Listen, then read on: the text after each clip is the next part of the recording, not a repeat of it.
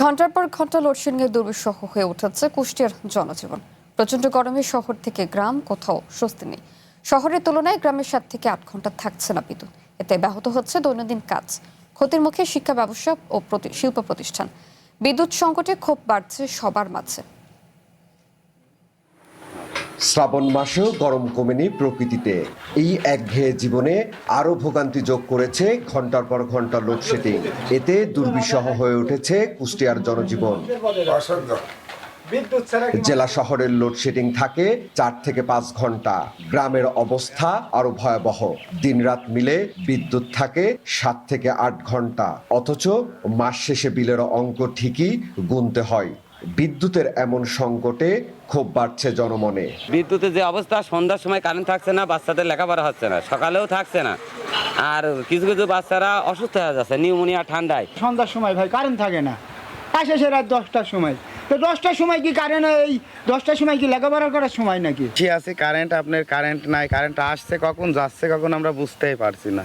ঘন্টার পর ঘন্টা লোডশেডিং এর প্রভাব পড়েছে শিক্ষা, ব্যবসা ও শিল্প প্রতিষ্ঠানেও। বিদ্যুতের অভাবে দৈনন্দিন কাজেও ছেদ পড়েছে। ফলে চরম সংকটের মধ্যে পড়েছে শিক্ষার্থী, ব্যবসা ও শিল্প মালিকেরা। দ্রুত এর সমস্যার সমাধান চান তারা।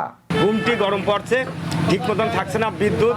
ফার্নিচারের কাজ করি, এখন কারেন্ট বিহীন কোনো কাম নাই। ব্যবসা বাণিজ্য ভাই যে কারেন্টের জন্য আসছি বসে, কারেন্ট না থাকলে তো আর কাজ করতে পারবো না। ফ্যান বা আপনার যে পর্যাপ্ত বিদ্যুৎ যখন না পাবে, এই মুরগিগুলো AKS অর্জন করলো Guinness world records. AKS ultimately stock করা শুরু করবে। বিদ্যুৎ অফিসের কর্মকর্তারা বলছেন, চাহিদা অনুযায়ী বিদ্যুৎ কম পাওয়া যাচ্ছে। যেটুকু পাওয়া যাচ্ছে সে অনুপাতেই গ্রাহকদের মাঝে সরবরাহ করা হচ্ছে। লোডশেডিংটা আসলে হলো বিদ্যুৎ উৎপাদন তাদের সম্পর্কযুক্ত। আমরা বরাদ্দ পাই, যেটা পাই সেই অনুযায়ী আমাদের বন্টন করতে হয়। 2টা বিদ্যুৎ প্ল্যান্ট বন্ধ ছিল, আমরা দেখছি ব্যাপারে, তো সম্ভবত ওই কারণে লোডশেডিং ছিল বেশি। বিদ্যুতের সংকট দূর না হলে ক্ষতির মুখে পড়বে শিক্ষা ও ব্যবসা বাণিজ্য। দ্রুতই এই সংকট দূর করার দাবি জেলাবাসীর। সনি আজিম, ওয়ান নিউজ, কুষ্টিয়া।